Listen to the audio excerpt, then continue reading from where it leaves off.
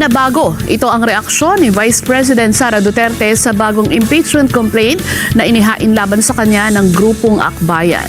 Si Madeline Villar Moratillo sa detalye.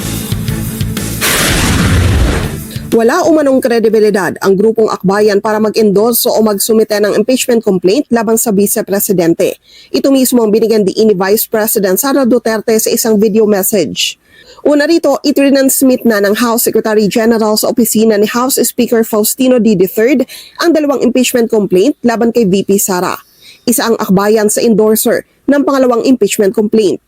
Mga kababayan, walang kredibilidad ang Akbayan upang mag-endorso o magsumite ng impeachment complaint.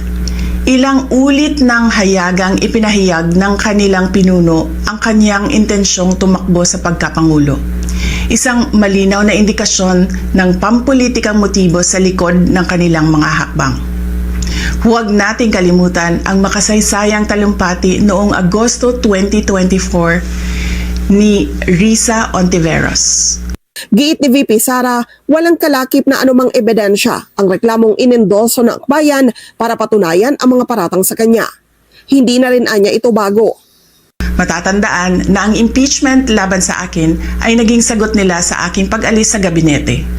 Isang hakbang na isinagawa dahil hindi na maipaliwanag ng Pangulo ang patuloy na pagkalugmok ng bayan sa kahirapan, dulot ng kanyang kapabayaan at bisyo. Binanggit rin niya ang ginawang investigasyon patungkol rito noong 19th Congress na sinasabing in aid of legislation pero isang fishing expedition naman para sa plano umanong impeachment laban sa kanya. Paulit-ulit nilang ibinandera ang isyung Mary Grace Piatos bilang umano'y bahid ng katiwalian. Kahit na sa kabila ng lahat ng investigasyon ay wala silang naipakitang kahit isang direktang paglabag sa paggamit ng confidential funds. Para sa Vice Presidente, ang impeachment complaint na ito ay isang uri ng harassment at pang-abuso sa proseso at pamumulitika lamang. Ang kapangyarihan ng impeachment ay hindi dapat ginagawang sandata ng politika, kundi isang banal na proseso para sa hustisya at pananagutan. Madeline Villar Moratillo para sa Mata ng Agila. Matatag, matapang, matapat.